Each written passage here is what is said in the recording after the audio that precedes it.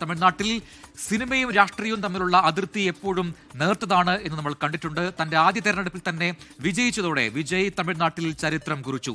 2 വർഷം മുൻപ് മാത്രം രൂപീകരിച്ച ഒരു രാഷ്ട്രീയ പാർട്ടിയുടെ കരുത്തിൽ ഇന്ന് രാജ്യം ഉറ്റുനോക്കുന്ന തമിഴ്നാട്ടിന്റെ അമരത്തേക്ക് എത്തുകയാണ് വിജയ്.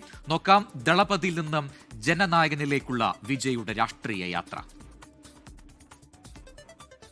ഉന്നാൽ മുടിയും.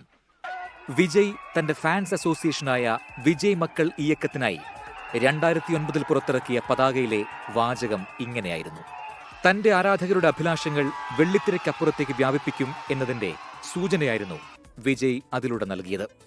17 വർഷങ്ങൾക്കിപ്പുറം ആ വാക്ക് പാലിക്കുകയാണ് ജനനായകൻ. വിജയുടെ രാഷ്ട്രീയ പ്രവേശനം അത്ര പെട്ടെന്നായിരുന്നില്ല. 2021 സൈക്കിൾ ചവിട്ടി വോട്ട് ചെയ്യാൻ വിജയ് പോയത് ഇന്നും ജനങ്ങളുടെ മനസ്സിലുണ്ട്. ചെന്നൈയിലെ വീട്ടിൽ നിന്ന് അടുത്തുള്ള പോളിംഗ് ബൂത്തിലേക്കായിരുന്നു വിജയുടെ യാത്ര. ഇന്ധന വില വർധനയിൽ പ്രതിഷേധിച്ചായിരുന്നു വിജയുടെ നീക്കം.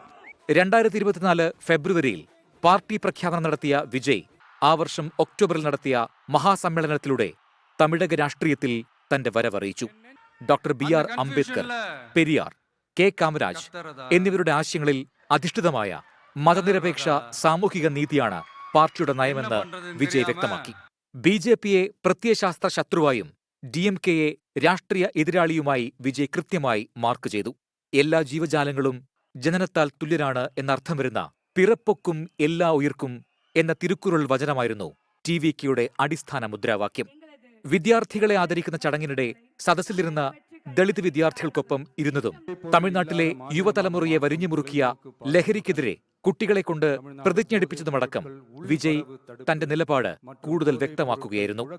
67 പേർ മരിച്ച കള്ളക്കുറിച്ചി വിഷമദ്യ ദുരന്തത്തിൽ DMK സർക്കാരിനെതിരെ കടുത്ത വിമർശനങ്ങളുമായി വിജയ് ആഞ്ഞടിച്ചു.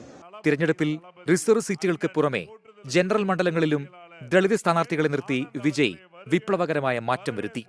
28 ദളിത് MLA-മാരാണ് TVKയിൽ നിന്ന് വിജയിച്ചത്.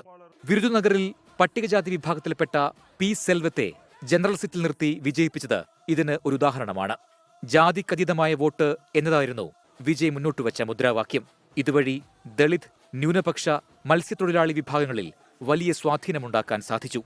ഇപ്പോഴിതാ 6 പതിറ്റാണ്ടായി തുടർന്ന ദ്രാവിഡ പ്രസ്ഥാനങ്ങളുടെ ഭരണത്തിന് അന്ത്യം കുറിച്ച് തമിഴ്നാട്ടിൽ പുതുയുഗ പിറവിക്ക് കളമൊരുക്കുകയാണ് ദളപതി ജോസഫ് വിജയ്. Research desk 24.